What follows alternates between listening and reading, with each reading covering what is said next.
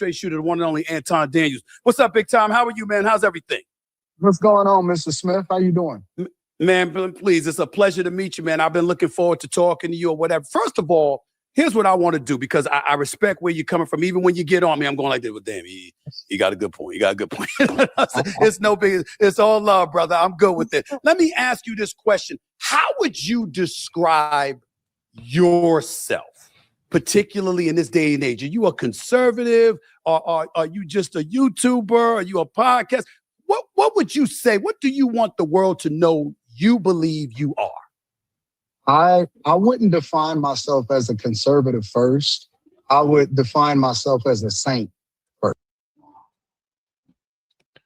Right off the bat, welcome to the show. Anton Daniels defines himself as a saint.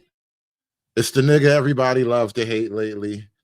He made an appearance on Stephen A. Smith's podcast. They just dropped this like an hour ago. I just saw this pop up in my feed, so I said, you know what? Let's just review it live. A saint. A saint, right? And it's a difference between a Christian and a saint. A saint is a person that believes every word in the word, right? We don't differentiate. We don't pick and choose which part of the Bible we believe. Even if I'm not perfect or I'm not doing, I don't even think that's how sainthood works, but you know, whatever, nigga. Doing everything right. I define myself by my belief in God. That's first, above all. And then everything else comes after that, right? So I am conservative, which I used to be Democrat. I'm not going to say liberal, but I am a Republican. I'm a conservative Republican. I've been married since I was 22 years old. So I've been married for the better part of 22 years. I'm a father. And then more importantly, I'm a bag chaser. So I'm always going to do the thing that adds value into people's lives, and I expect to be fairly compensated as a result of it. You know, when you decided to support Trump in 2024, what was it about the MAGA movement that made you support it? Was it the fact that you are, as you described, or was there something different transpiring in 2024 that you saw compelled you to gravitate towards that? He probably saw Trump was going to help him make more money. It was really that simple. This time around, a little bit different. But the first time around, people felt like Trump put a lot of money in the street. It was just a lot better economically. You know, at least that was the assumption coming back. You know, this time around, gas is high as a motherfucker right now. It's crazy. It's crazy as hell. Well, the first thing is I felt like the election was stolen from him in 2020. There's no way that anybody can convince me that Joe Biden is the most popular president of all time and he got over 81 million votes. I'm not going for it. The second thing is that I start to take a deeper look at my own life, right? Because especially as Black people in the community, we taught to automatically vote Democrat regardless because we Black, right? Yeah. But when I started to deep dive into the things that Democrats stood for, it wasn't the fact that Republicans or Trump or MAGA first got my attention. The first thing that got my attention is the things that I didn't align with the party that I had been voting for based off of what my family told me to do, right? I don't believe. You know, I think that is a common thing with a lot of Black people who find themselves on the right for whatever reason. It wasn't as if they were looking for the right wing ideologically. They just started to realize that things didn't make sense. The stuff that they had been told didn't add up in the long run. And then it's just a process of like slowly distancing yourself from the Democrats. You just wind up agreeing more with the Republicans because they start to look crazier and crazier once you start pulling at the thread a little bit. I believe in men and women's bathrooms. I don't believe in, a lot of the stuff, my dollars going to the federal government and letting them manage my money more than I can. I believe in smaller government. I believe in spirituality. I believe in a lot of the things. And so when I started to figure out, what are we doing? Why am I voting this way? I started to explore, what about Trump didn't I like? And I realized that it was more propaganda that was fed to me and that, he was supposedly be racist and all of this stuff. And then I started to evaluate every other president that came before him. And I realized that he's just a quote unquote straight shooter, right? I mean, he just tells it like it is, regardless of whether you agree with him or not. And most of the things that he said, I aligned with. You know, one of the things I want to push back on you on this notion about the 2020 election from this perspective. I believe that the election was legit, but not for the reasons one would think. I totally agree with you. I don't believe anywhere in hell 81 million people wanted Joe Biden to be president. But I do believe 81 million people wanted anybody but Donald Trump. So because of that, it makes it because of that, it made it believable in terms of chaos, how much noise was being made. That is like a cop-out explanation, Steve. Come on. You just said, oh, it was chaos. Chaos is why Joe Biden got in. No, come on, Steve. Stop. People were like, you had people celebrating in the streets like, oh my God, we're finally free. You saw how exaggerative and how extra folks were when Trump was put out of office. So I'm saying that to me was emblematic of a large portion of America saying we wanted a break from all of that noise.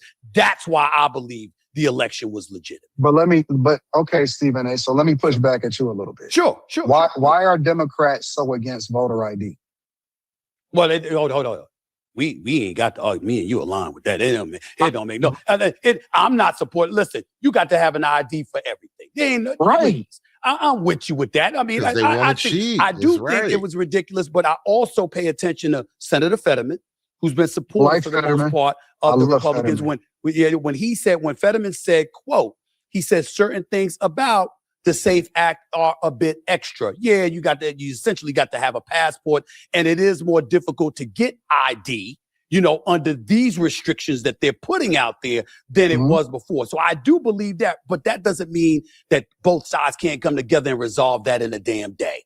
And for the Democrats to act like no ID should be required or whatever, like California and some of the stuff I learned about them and what they're doing under Gavin Newsom, that is utterly ridiculous. So you and I we ain't far off on that. But that tells me, though, that they're fighting for it for a reason. And I don't believe it's because they really believe that people are being disenfranchised at the polls. I believe that they're fighting for it because they truly believe that it's going to affect whether or not they get elected and future elections. And I believe that the Democrats, their whole strategy, because as people get older and wiser, this is not even my opinion, this is a fact. Most people evolve to become more conservative, and then they sometimes, more often than not, deflect over and to become a Republican, right? When you're younger. There's something about that phenomenon. What was the saying? Like, you become a conservative, like you get mugged by life and then you become a conservative, something like that. There is just this issue of getting older and wiser and realizing some stuff just ain't going to work no matter how much you want it to. And that just puts you more on the right wing, because it's like the left wing. The Democrats are like the dreamy side of politics. They just have a bunch of dreams and ideas, but not a lot of practical application and solutions. That's really a Democrat's game is being, liberal, right? Because you don't know any better. But as people get older and wiser, they never defect from the Republican Party over to the Democrat Party. It's usually the other way around, right? What they have to do is they have to find new voters and new people that support them. And I believe that the civil rights movement was hijacked by feminism. Feminism ultimately was hijacked by the LGBTQ movement, which Obama ushered in, and he solidified that. I believe that diversity, equity, and inclusion was ultimately the thing that they really leaned on in order to make sure that they had people in the voter rolls that not only identified as Black, not only identified as Latino, not only identified based off of their sexuality, but they needed a whole new voter class. And I think that immigrants was definitely the play. And that's why they're fighting so hard against voter ID. But I don't disagree with most of that. What I'm saying is we can point to things that the Republicans do, the conservatives do, to position themselves for the same thing. For example, when you're redistricting in Texas, for example, and other places, you're doing that because you want to position yourself to get most votes. Absolutely. It's politics. But both parties have access to redistricting. Cheating is a whole other thing where you just want to bring in illegal voters. This is politics. Absolutely. So in other words, we can't hate on one side for coming up with a mechanism, you understand, to curry more votes in your favor. We have to, Stephen A. And the reason that we have to is because it's one thing to, you said it yourself. I can't even jump on an airplane unless they identify who I am. I can't get a place to stay. I can't get a car. I can't get anything. But I can determine who it is that makes the laws that ultimately govern us. Like if that isn't the thing that we need to protect more than anything else in our culture, in our society, I don't know what is. So we have to be vigilant to make sure that every vote is valid and every vote is counted. And we can't just let, mail-in ballots or people being able to, I say gaslight us. And I believe in that, this election is free and fair when it's not. And I don't believe that that's what happened in 2020. Well, let me tell you this too. Let me tell you, because you left out something that's very, very important, Anton. When you in New York City and you need an ID to shovel snow, but you fight. You talk about telling on yourself. Mom Donnie and the dumb. Let's skip ahead a little bit. Because they got this for an hour. I don't want to watch the whole hour. I don't give a shit what people say. If I feel what I feel, I'm going to stand on it. My challenge is knowing what I'm talking about. You study politics more than I do, along with various others. And so because of that, there are times that I'm simply uncertain about a position. And because I'm uncertain about a position, I lean on the same old. Like, for example, I'm about the economy. I want a strong economy, okay? So I'm about free market capitalism. But I like some safety nets, not just free market capitalism and let's minimize government involvement to the nth degree. I think that like what? What safety nets? No, I'm just talking about, when you talk about economically speaking, I don't want over-regulation, but I don't want zero regulation either. You see what I'm saying? And in a binary system, they force us to pick a side. So for me, when I say I'm an independent, I'm like, damn, there's certain things that I lean a little bit here to the right, and then lean a little bit here to the left. I don't think that the Republican Party forces us to pick. I don't. The Republican Party. No, I'm just answering your question about me. Just for clarification purposes. That's fair. With immigration, the only I totally supported Trump closing the borders because Biden opened them. If Biden had never opened them, why not vote for him? Why not vote for him? Because first of all, I've said this on many occasions. I would have voted for Nikki Haley. I would have voted definitely for Nikki Haley. Stephen A. Smith, I'm glad he's decided to not run for president because, I think he tries to take politically weak and safe positions for the most part. He'll go, outrageous about some stuff that's not going to catch him no flag, but he knows where to pull back from. Possibly DeSantis. I didn't like his remarks about good points about slavery, so I probably turned against him because of that. I didn't appreciate that shit at all. But I would tell you, for the most part, him, and I would vote for Marco Rubio. I wouldn't hesitate. But also know this about me, because I'm glad you asked, because I heard you touching on some of my politics with some of your cliques, and I was like, I can't wait to speak to this brother, right? And I said to myself, listen, I don't blame him for feeling that way because he don't know me, and I've never really discussed a lot of this. But I said, listen, if you're sitting back and it's like, all right, it's immigration, follow the Obama policy, go ahead and keep that policy in place, I would have supported that. When you talk about safety in the streets, damn right, you ain't getting out of jail the same day you get in jail, not on my watch. Oh, hell no. So in that regard, yeah, I'm more conservative than liberal. But entitlement programs are more liberal than conservative. I think the desolate and disenfranchised, because I think the desolate and disenfranchised need a helping hand from time to time. I know. But that's exactly why they're desolate and disenfranchised, because these entitlement programs actually stop people from moving out of poverty. They become poverty traps. I know it helped me and my family. Now, we didn't lean on it. We didn't depend on it. We didn't live off of it for decades. But to get a helping hand, to uplift yourself, sometimes I think that's needed, and it doesn't bother me. So I'm pro-choice, because I don't believe in telling a woman what to do with her body. I think I'm more of a supporter of the LGBTQ plus community than conservatives are. So those are the reasons why I would call myself an independent who leans. I mean, shit, at this point, the Republican Party is a little bit pro-LGBT, so you ain't even really far from home on that one. Needs a little bit left instead of right, to clarify. But here's the thing, though, Stephen A. The Republican Party is not distancing itself from people that's choosing to live their life the way that they want to live it.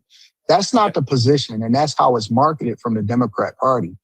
Okay. There's plenty of gay people. There's plenty of people that live alternative lifestyles that are a part of the Republican Party. What the Republicans are basically saying and standing for is we should not be allowing for children to transition themselves, or for parents to transition children before they become of age. We should not totally allow agree with that. But see that 1,000% I agree with you. It's not that Republicans are radical. They're not radical in their stance against anything. They believe in, freedom of religion and for you to be able to practice however you want to practice. Right. They're not trying to abolish gay marriage. None of that stuff is existing, right? That is and a lot of that stuff is actually, looking back as religion started to fade in America, all this other stuff started to move in and take its place. It's almost like you can't have one without the other. Once you start to lose religion, you become more sexually debauched and culturally loose or whatever. a marketing ploy. But Democrats are extreme in their push for it in order to align themselves with certain groups. No, that's not. That wasn't back. That has been since Obama back in the day. All right, I got that. But I grew up in the 80s and the 90s and what have you, and I was hearing a different thing from the Reagan and the H.W. Bush administration. So you got to take that into consideration. And maybe I dropped the ball because I'm thinking about Republicans and conservatives, and I'm thinking about what the party had always been, even up until McCain was running. And I'm looking at it from that lens. That's all I'm going to. But let me get back to you. Hold on, but let's stay on the my body, my choice part. Sure, no problem. Republicans are not removing women's rights to do what they want to do with their body. The only thing that they're... Ms. Cantrell, that is a great question. What is moral framework without religion in some sense? Genuinely asking. I don't understand how you can create a moral framework without a type of religious base. Even atheists in their disbelief in God, they create for themselves a type of religion. Whether or not they kind of acknowledge it, it's almost like you cannot live without a set of rules and a set of moral structures to guide your life. And those become your religious precepts or whatever. And I think the religious spirit is just a part of the spirit of like the mankind. It's something that's inescapable. And, this is one of the reasons why just from like an intellectual level, I lean more with just, Christian theology and whatnot. It just makes a lot more sense to me. Thing is, we don't want that to be the responsibility of the federal government. If that's what you want, then you can vote for it on a state level. That's all they're saying. But see, the miscommunication is that they're completely against it. I can disagree with your lifestyle, but still respect your right to do what you want to do because we're governed by the Constitution. Right. You see what I'm saying? Like my ultimate thing is we are a republic governed by the Constitution. And so we're protected based off of, our rights, our amendments, our right to carry, right? All of these things. Trump is the only person that's protecting and going against birthright citizenship for illegal migrants, leveraging that when that was literally made for Black people and slaves. I don't see anything that he's doing policy-wise when he's when he's developing a lot of these things that create criteria for people to meet the expectation in order for them to get certain things, even when it comes to... honestly, I would be fine if we just shut the border down. We had almost zero. We had negative immigration. I'd be fine with it at this point. Like, people have no idea how far gone things have really gotten. Everybody kind of stays in their bubble, lives their little lives, and most people don't take a bird's eye view of things. But like the country, since I've grown up, since I've been born, like things have changed radically. We've gone through population shifts. Like even Minnesota alone, like there were no Somalis in Minnesota at one point in my lifetime. And now it's like this little hub of little Mogadishu. Community backlash. That's not worrying about what the public thinks. But I'll be damned if I didn't hear my sisters come in my face and remind me of the fact that you were raised by 5 women, and we don't appreciate what he and them, meaning the GOP, are attempting to do when it comes to our rights as women. I'm asking you, what are you supposed to say, think, and feel in that particular scenario? I want them to tell me what rights is being removed from them, because I know that women often at times react emotionally, and they're letting their emotions dictate their actions, right? It's okay for you to be emotional. Everybody has emotions, but I'm not going to let that determine what I actually do, right? And so the thing that I want to understand is the facts.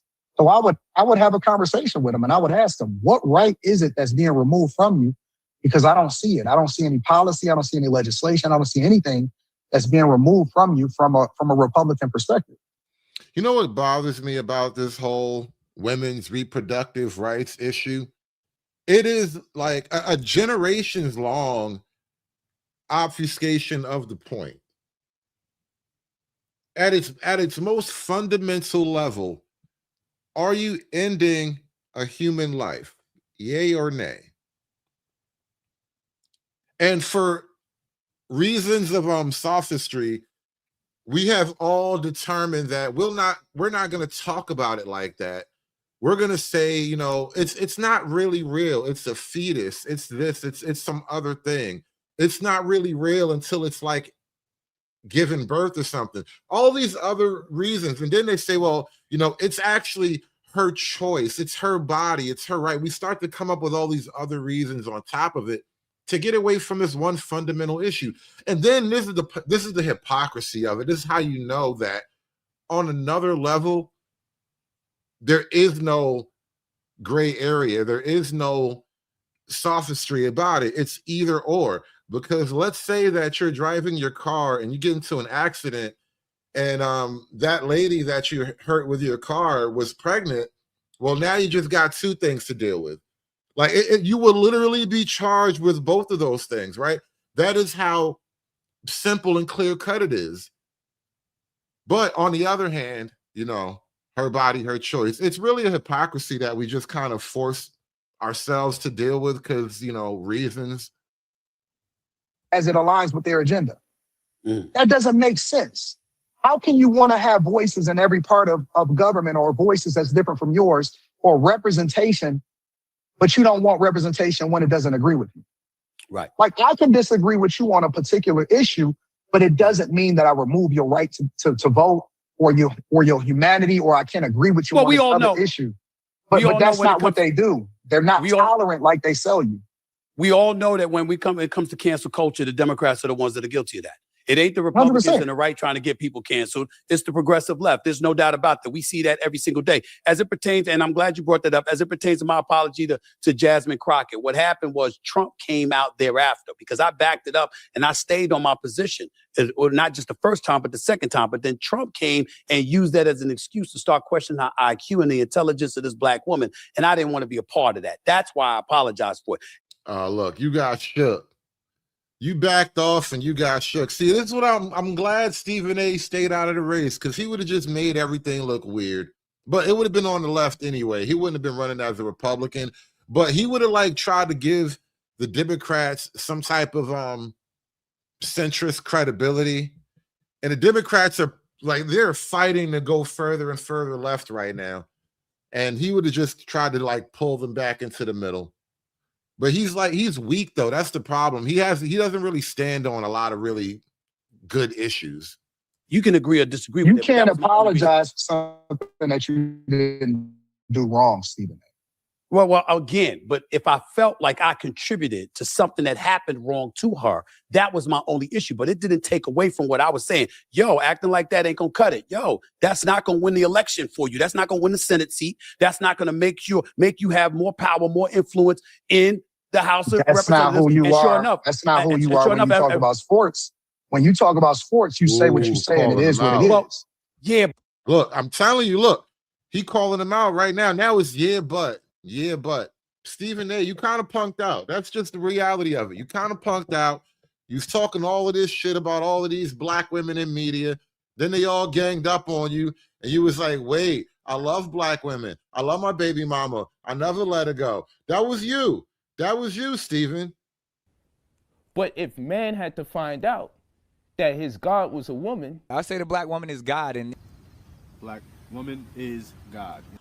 I say the black woman is God. The black woman is God because, you know, she was the first organism on this planet. About sports, when you talk about sports, you say what you say, and it is what it is. Yeah, but the point is I have the facts to back it up, not just my opinions. See, when the Detroit Pistons lose to the New York Knicks, you know, so when they lose to the New York Knicks, Anton, all right? Okay, I can speak definitively as to why, because the outcome is the outcome. There's nothing subjective about it.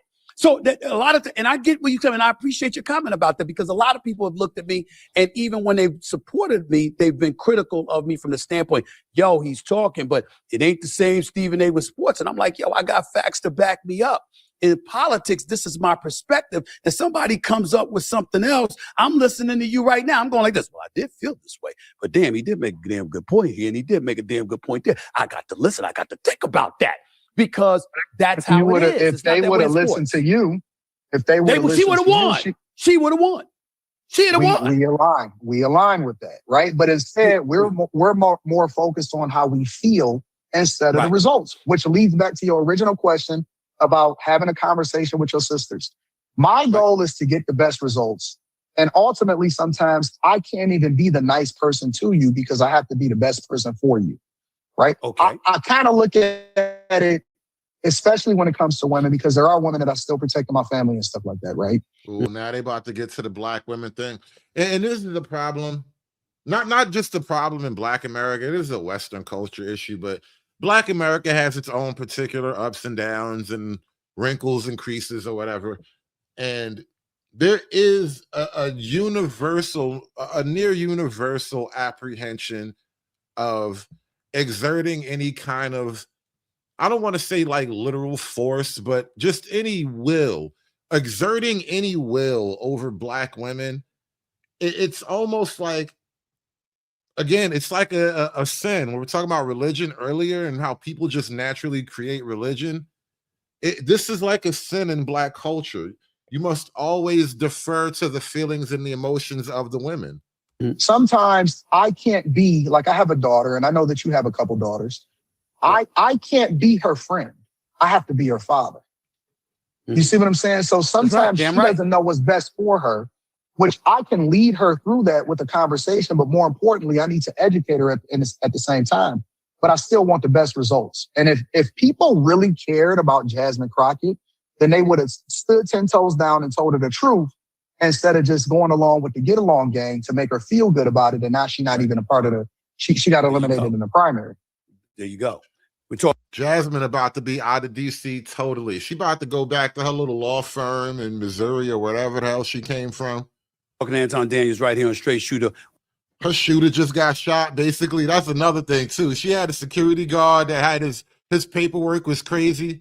Apparently, that nigga was running some type of paperwork scam. He had like 5 false identities, managed to work all the way up to a federal security detail. It was crazy work. And then he got killed because he was tripping. What's the hardest part about being a Black conservative? It's not hard at all. It's not hard at all. It's beautiful. I think that it's like being a man. Sometimes you got to, I think the true measure of a man is doing the things you don't want to do when you don't want to do it. All the time, you don't always want to get up and go to work, right? Because sometimes you're tired. But guess what? Part of being a man is getting up and taking care of business because you got people to take care of. And I think that we've lost that as men, and as masculinity is continuously demonized in a culture. Sometimes we look at it as a bad thing. I look at it as a badge of honor. So I don't think that there's anything, honestly, I don't look at it. I can't think.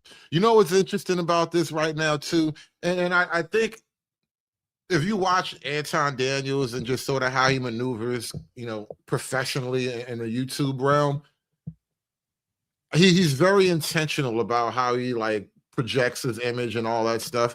And I think even right now, if you look at like, what was it, like 2 months, this is incredible. I don't think any other particular issue has had the level of staying power as Anton Daniels versus Black YouTube. Like everybody in Black YouTube was talking about Anton Daniels at one point.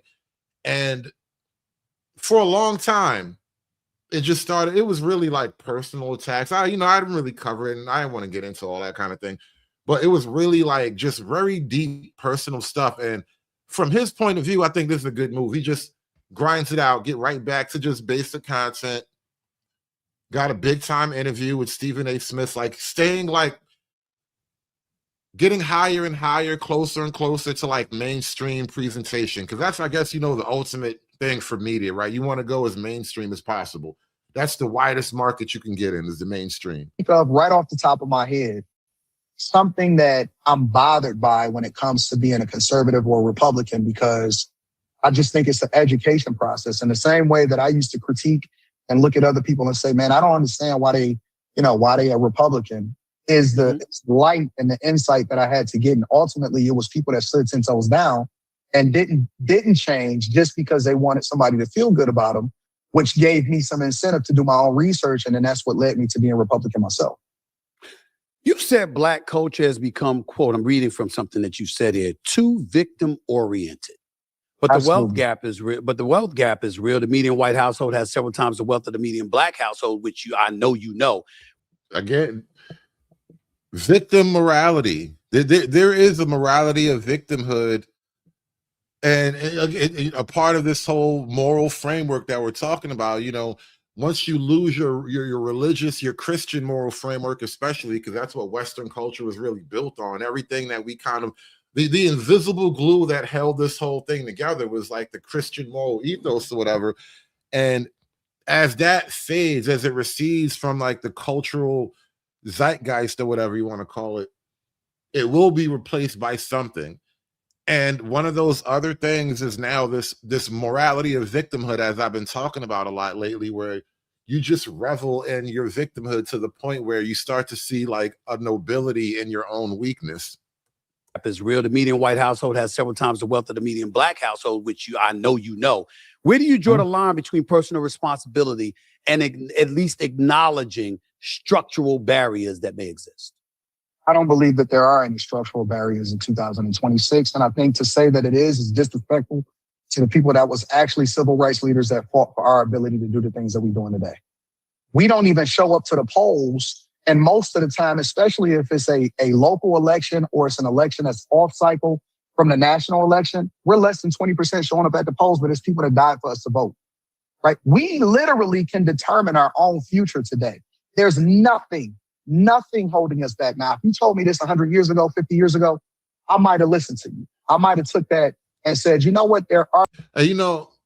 Speaking of elections, and they were talking about Jasmine Crockett a minute ago, and I was putting together some videos. I was bookmarking some videos for later. I got to figure out what I want to do with this because I'm looking at this demographic shift that's we accuse white America of being paranoid about their demographic replacement, replacement theory and all these boogeyman words they tell you not to think about.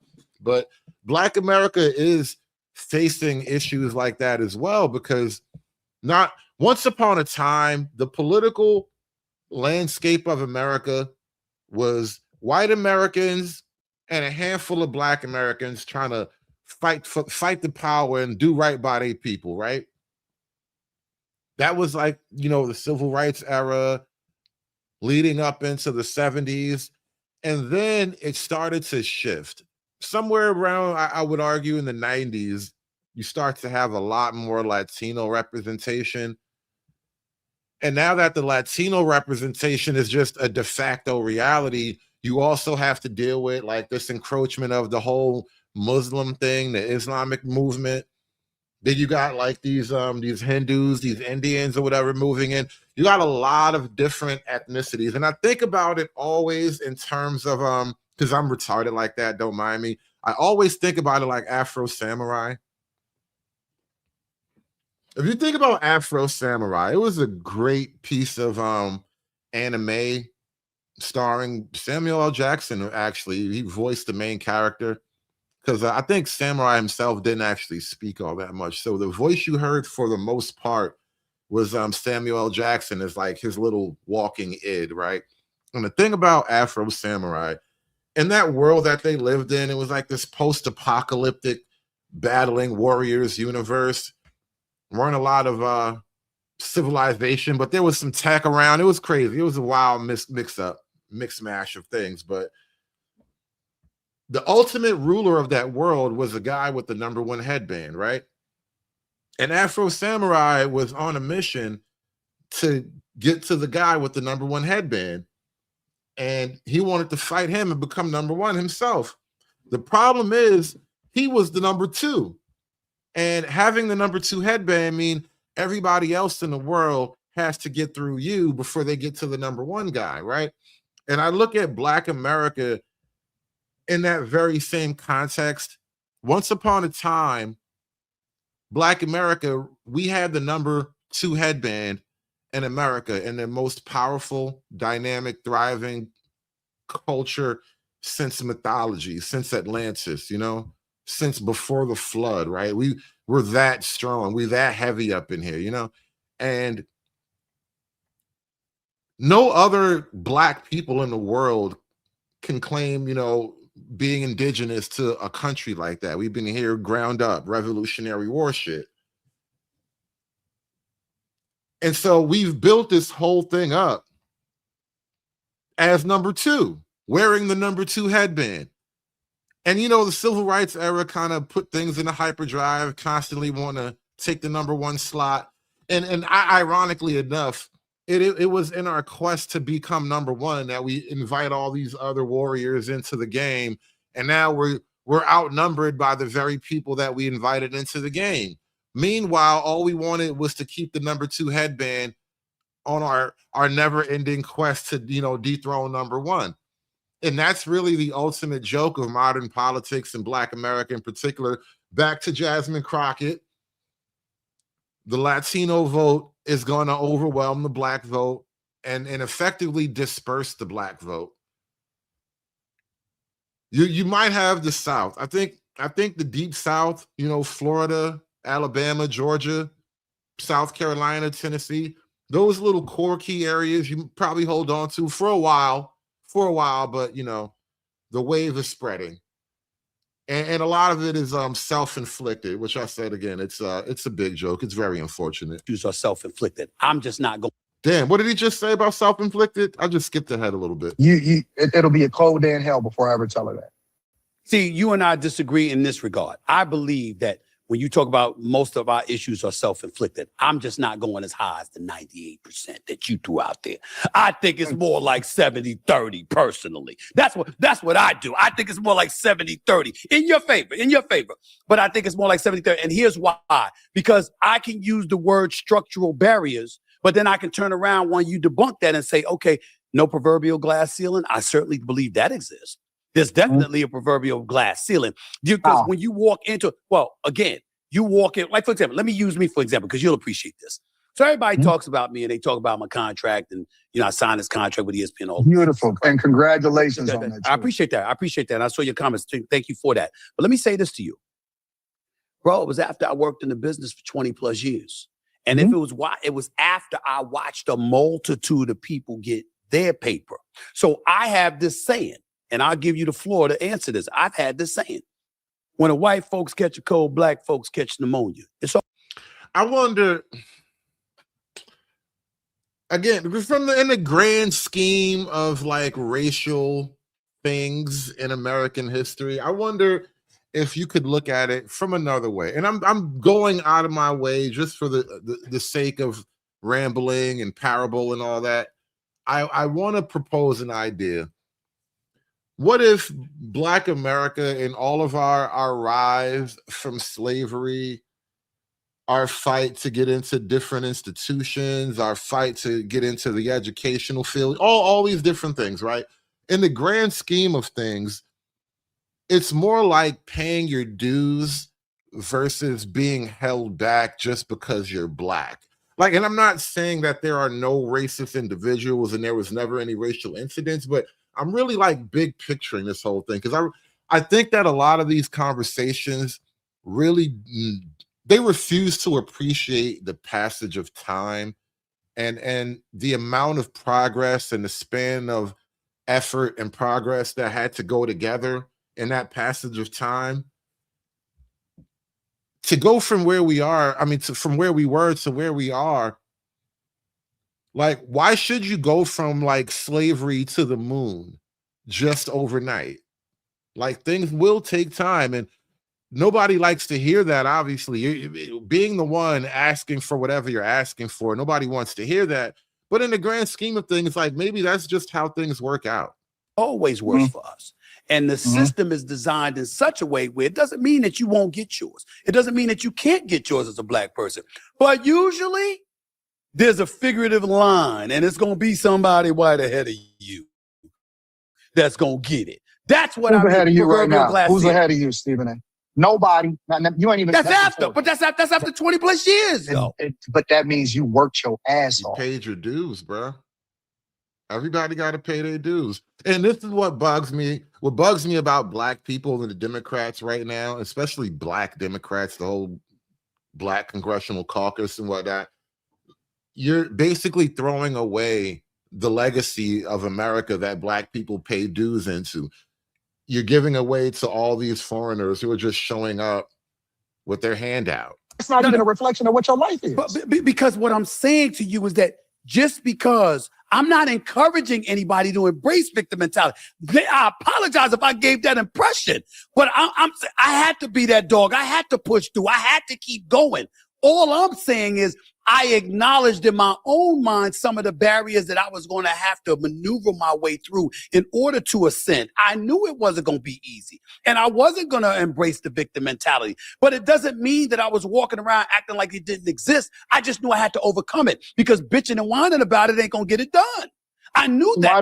That's all I'm saying. That's entirely different than saying it doesn't exist. When we say that, we give people permission to bitch and whine. And I'm going to just tell you, say that. When we sit here and we look at the quote unquote wealth gap. Okay. If you really do your due diligence and you study, you'll realize that we demonize and we make the person a litmus, the person that we're chasing, white people. I will tell you that all you got to do is look at the census and look at the income inequalities. And I will tell you that white people are not ahead of us that much. They're about right here.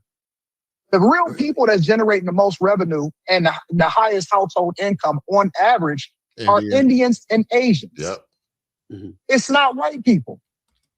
In the country that white people founded, killed a bunch of Indians, genocided some buffalo, did a lot of things to live this lifestyle. And now the Indians and the Asians make more money than everybody. It's crazy.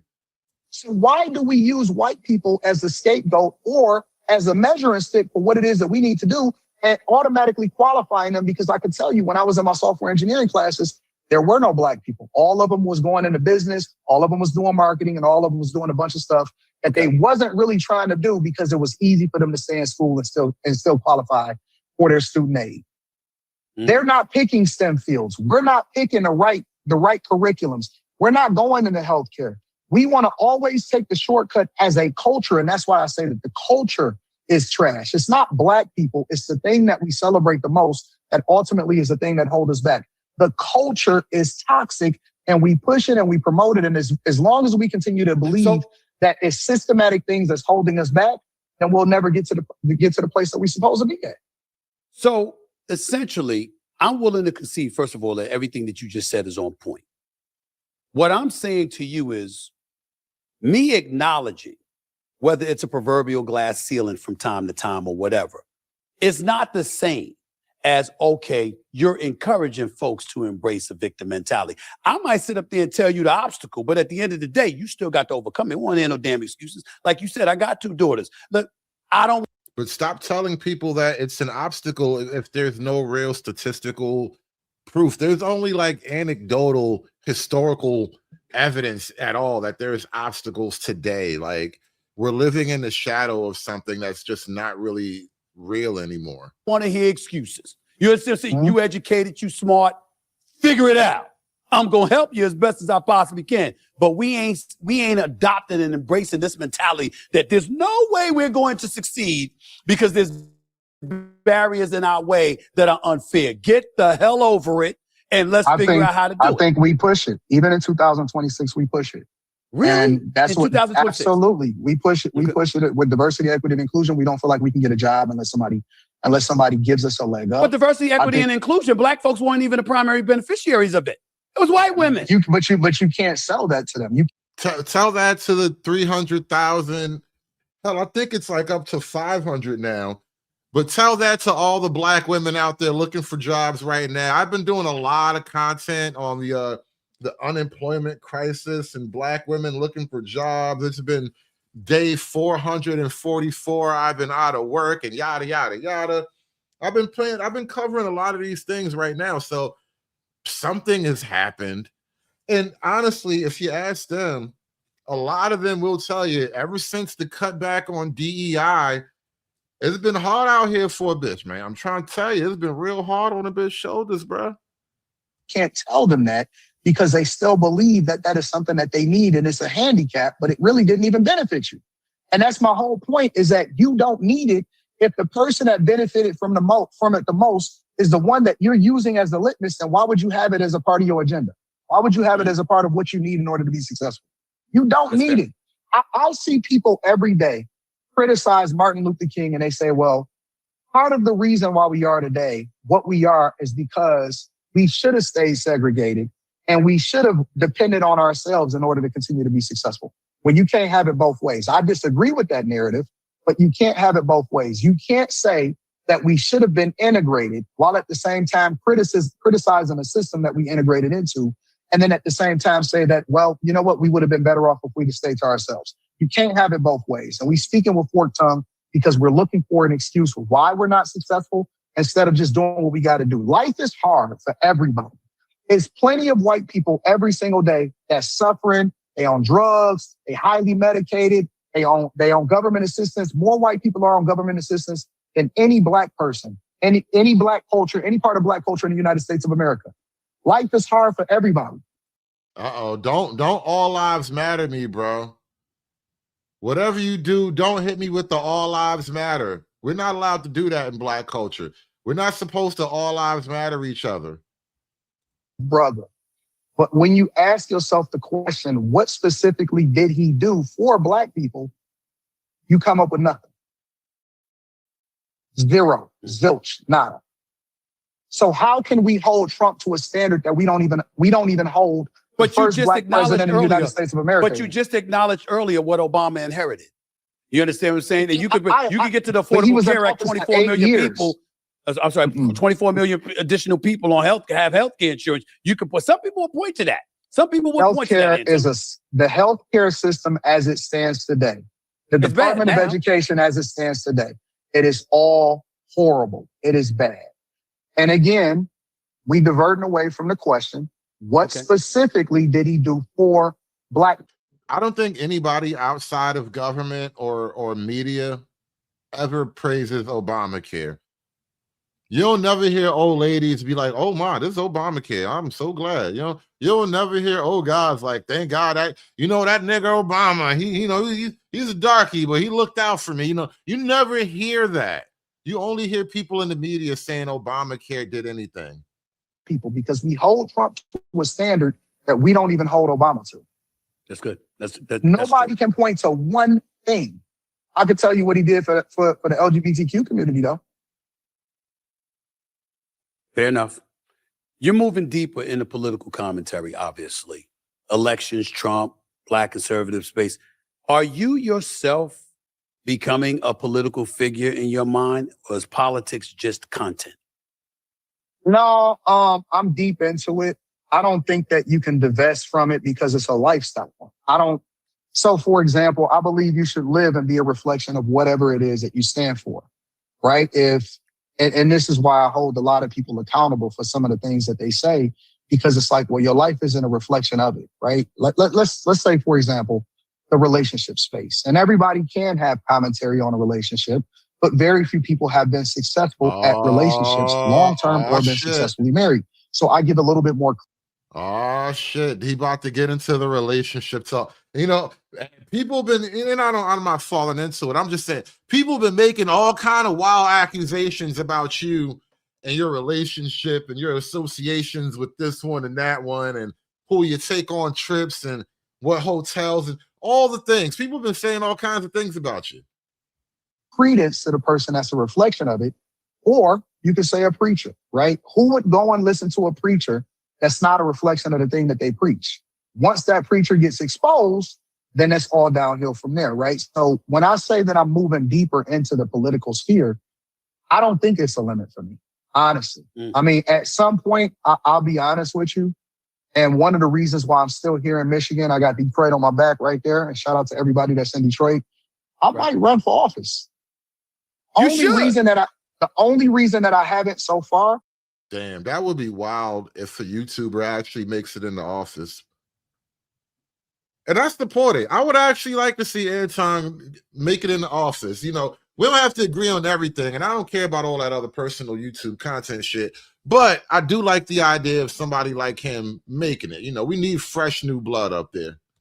Is because it would limit my financial ability to really add value to my family at this point. There we go. So you relate. I can't, so you relate to all the news I made. Hell, I ain't giving up that money. I ain't giving up that money there, Anton. It ain't happening. I work too hard to get this money. I'm not giving it up, bro.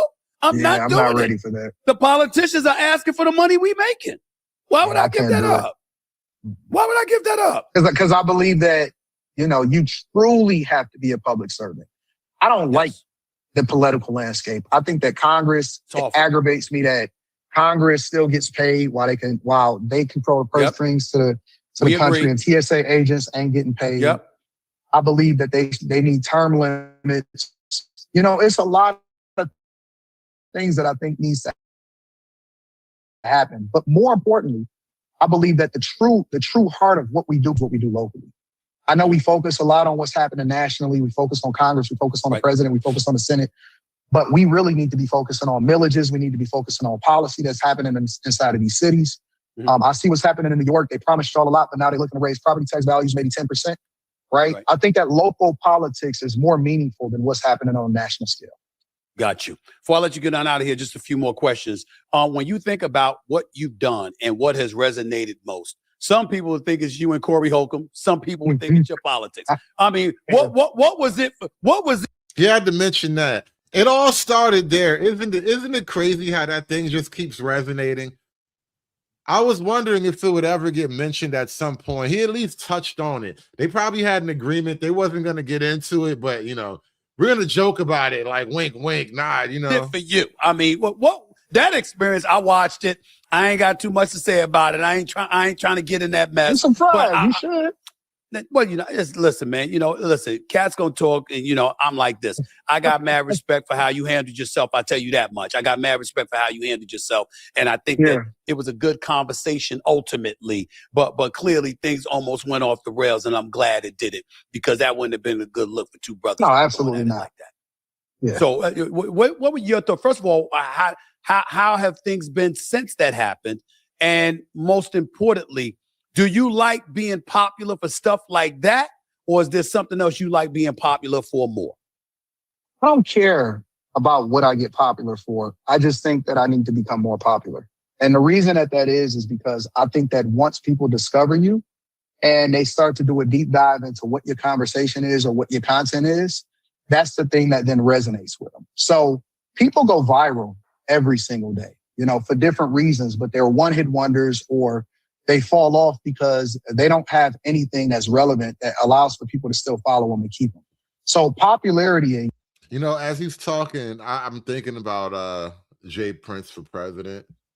Long time ago, Jay Prince and Anton had a little bit of like a professional relationship. You know, all the JP's relationship fizzled out over the years, but it sounds like, and a lot of what he's saying just to me reminds me of Jay Prince and that same phenomenon of going viral, but being unable to capitalize it to any degree on your own.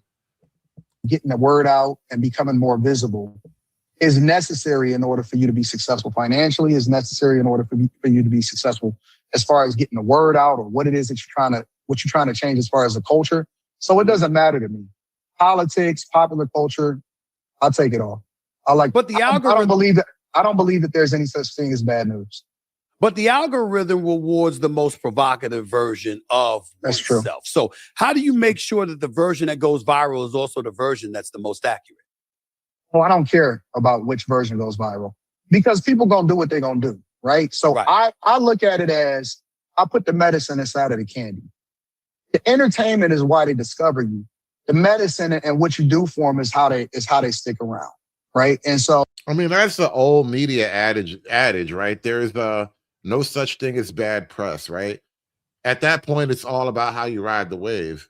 So I don't worry about what people do with it. Like, for example, there's plenty of people that'll take what you say, or they'll react to what somebody else played of you, but they won't go to the original source and find out the full context as to why you said what you said. Now, you can't teach that.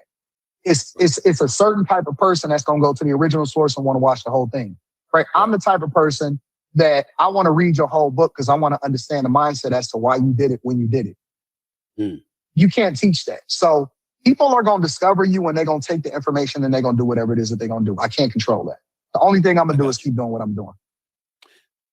Last question, and I've said this on a recent interview that I did. It's like, to me personally, I've always been partial to Black conservatives in this regard.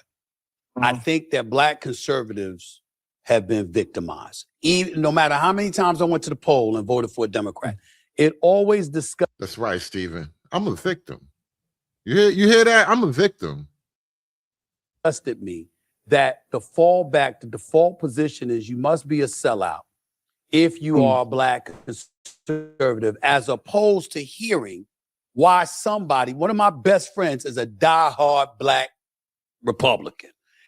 He left the Democratic Party in 1996, and he has not looked back in the last 30 years. Die hard. And he's in my face all the time, talking to me about every little thing that the liberals do wrong. He just see, and he's just my phone blowing up all the damn time with him.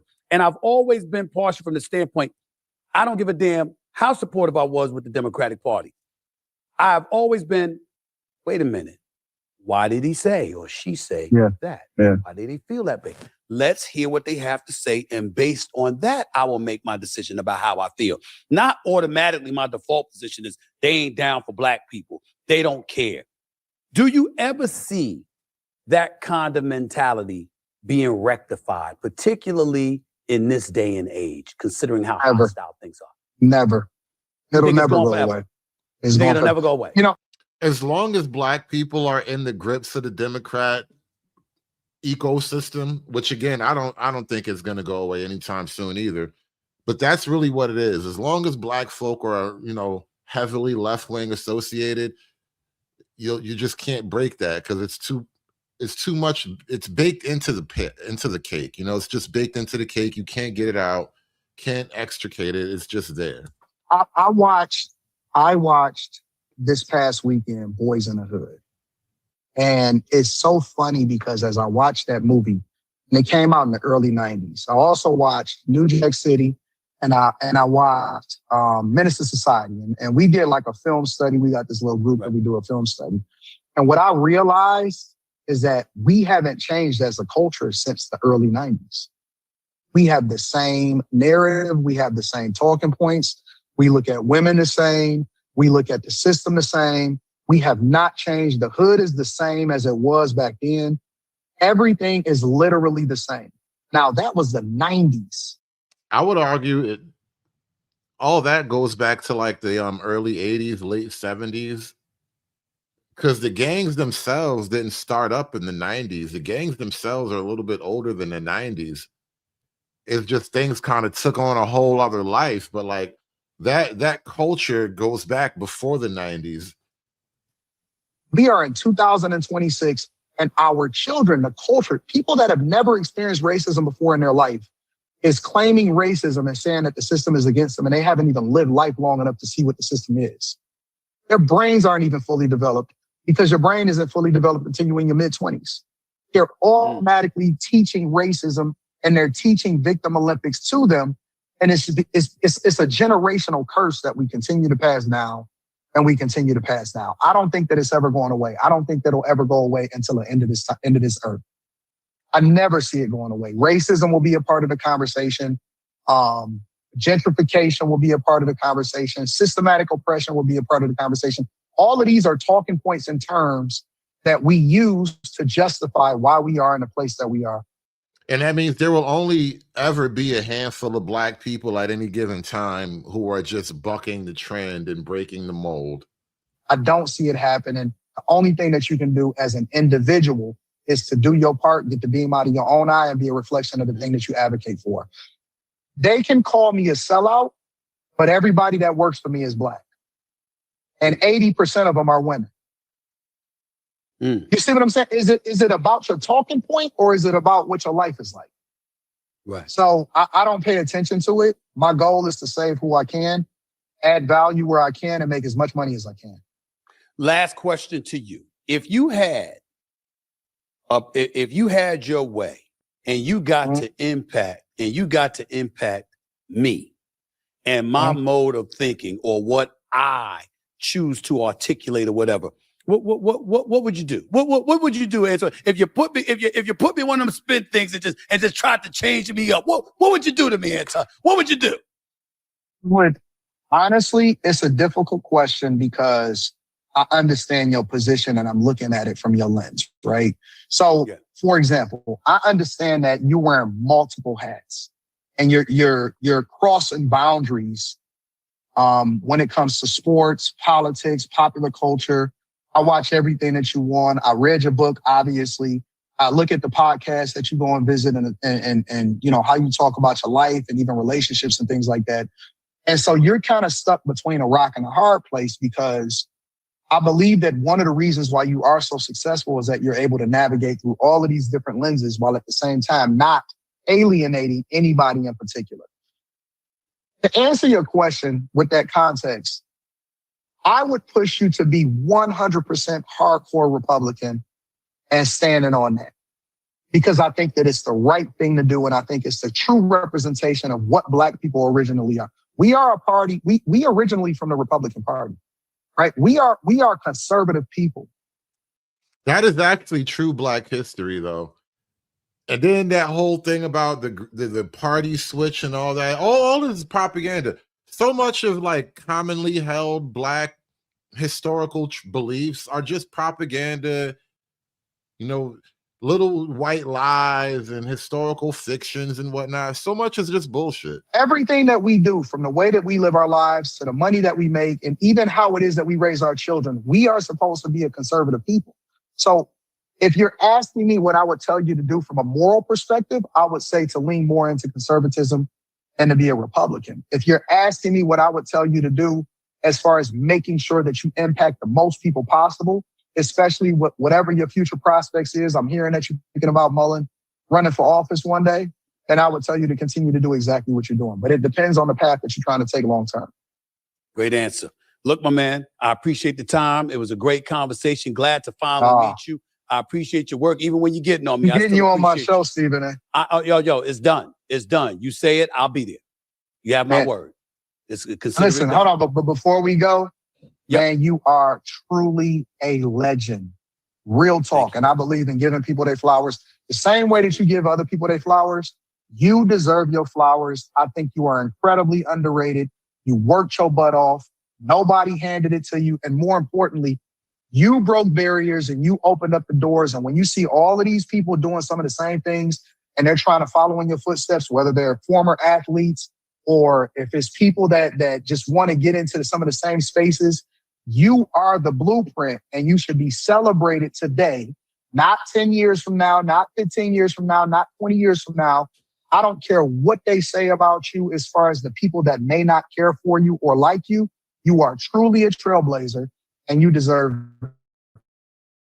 every single dollar, if not more, than you make it right now. And you deserve your flowers today, bro. I appreciate you, man. Thank you so much, man. Hey, shout out to Stephen A. Smith. Shout out to Anton Daniels. I just wanted to do a live review of this video. Like I said, it dropped within the hour after I started this show, before I started the show. And I wanted to just live review it while I had some time on my hands. I did promise you guys I would come back and give you another show for the evening. So, God damn it, promise is kept. But I did know it would be a relatively interesting conversation, especially we got two professional, accomplished, right-leaning brothers. I mean, Stephen A. Smith isn't that right-leaning, but for a Black guy, a Democrat, he's a right-leaning Democrat, which is something at least. So I wanted to at least listen to this conversation live. Hope you guys enjoyed it. Like, share, and subscribe. Throw $1 in your hat on the way out. I will be back with another show tomorrow. I'm putting together some ideas. I just don't want to kind of spread myself too thin. I got some ideas I'm working on. We got some show content we're going to grind out tomorrow. I will be back. I will catch you guys tomorrow. Give me the money. Give me the money. Oh, well, I was cute. Give me the money. Aspiring to be patriarchs like what white men have, that isn't freedom. That isn't going to help anybody. It's certainly not going to help Black people. It's done.